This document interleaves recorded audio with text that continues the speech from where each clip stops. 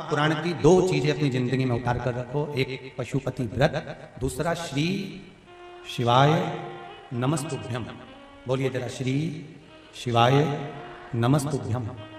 शिव महापुराण के अंतर्गत जब भी इस मंत्र का उच्चारण आए, आप और हम कथा सुन रहे हो, चाहे टीवी के सामने सुनो चाहे मोबाइल पर सुनो, जब शिव महापुराण की कथा में ये उच्चारण आए तब आप भी प्रेम से बोलकर बाबा से अपने मन की बात जरूर बोलना कि बाबा मेरे कथा सुनने का कारण केवल इतना है कि मेरा ये मन की अभिलाषा है कि पूरा श्री शिवाय नमस्तुभ्यम।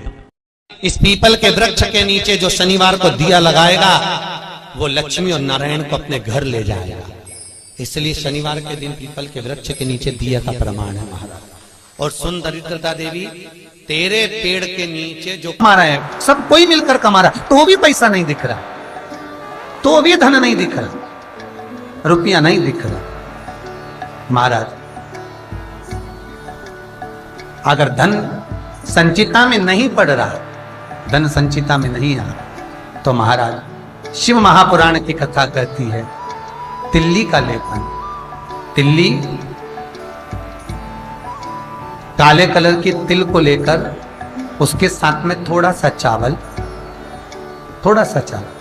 और हमारे यहाँ चावल के साथ में चावल की धान आती है, आपको बाजार में मिल जाएगी चावल की धान, जिसको जौ का भाग अलग हो जाता है, जौ गेहूं की हो जाती है, पर चावल की धान कहते हैं उसको। इन तीनों को एक कटोरी में रख लो, तीनों पानी में गलाना नहीं है, बस कटोरी में रखना। महाराज दरवाजे के नजदीक में, जब दरवाजे से अपन बाहर निकलते हैं तो उल्टे भाग में उसको रख दिया जाए। घर से 1 लोटा पानी जिसमें कच्चा दूध मिला हो, वो कटोरी शनिवार के दिन रखकर रविवार को उठाकर ले जाकर कलश नीचे रखकर सीधे हाथ में कटोरी रखकर शंकर जी को समर्पित कर दो। जल चढ़ा दीजिए।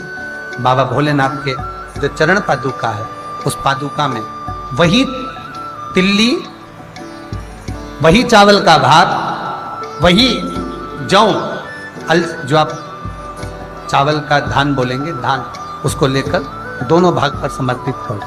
आते समय वो दोनों भाग पर चढ़ी हुई तीनों चीजें उठाकर लेकर आ जाएगी। दुकान में, व्यापार में, व्यवसाय वाली जगह पर उसको रख दीजिए। कभी जिंदगी में संपदा कम नहीं होगी, संपदा बढ़ेगी। 3 रविवार आपको करना। सुख की प्राप्ति के लिए, ये भूमि के दोष को मिटाने के लिए। आपको कथा में पहले भी कहा था, बार, नक्षत्र, समय, घड़ी, पल, दिन, ये जितने भी बनाए हैं मेरे महादेव ने बनाए, मेरे शंकर ने निर्मित किए। एक एक पल, एक एक घड़ी, एक एक क्षण शिव बनाता शंकर।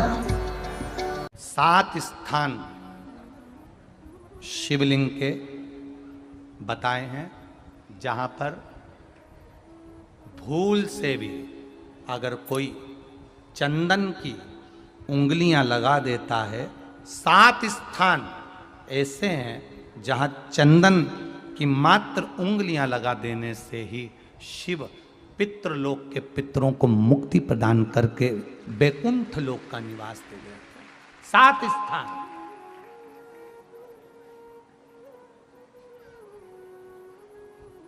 और वो 7 स्थान जो चंदन के बताए गए, पहला भगवान देवाधिदेव महादेव के शिवलिंग पर चंदन का लेपन। समझ लेना जरा बहुत अच्छे से। आपको लगता है स्वप्न में कोई मुर्दे दिख रहे हैं, या कोई जल रहा है, या कोई मर रहा है, या कोई चला गया है, ऐसा भय लगता है। बच्चों को मानी भेजूंगी ऐसा हो जाएगा, पति को मानी भेजूंगी ऐसा हो जाएगा, कोई हमारे कोई गलत तो नहीं कर रहा है, आपको लगता है। 7 स्थान चंदन के बताएं महाराज।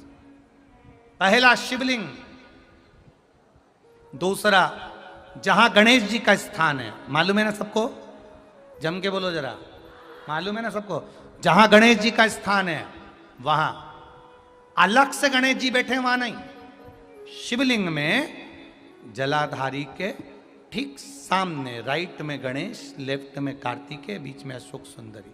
तो पहला चंदन बाबा के शिवलिंग पर, दूसरा गणेश जी पर चंदन की उंगली, तीसरा षडानंद कार्तिकेय पर चंदन की उंगली, चौथा अशोक सुंदरी पर चंदन की उंगली, पांचवा जलाधारी पर चंदन की उंगली, छठा जो शिवलिंग का जल बह रहा है इसके ठीक विपरीत की ओर चंदन की उंगली, और सातवां चंदन नंदी के मस्तक के ऊपर जो दो सींग लगे रहते हैं उस पर चंदन की उंगली।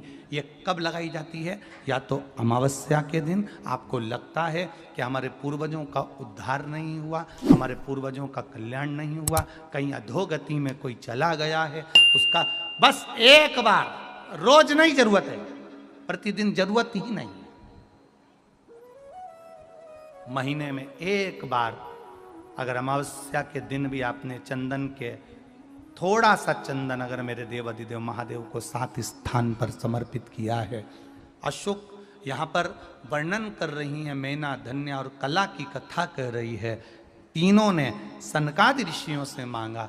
चंदन भगवान को अति प्रिय होता है और चंदन ही एक ऐसा होता है जो पितरों को भी प्रिय होता है, जिसका स्पर्श मात्र लगने से पूर्वजों का कल्याण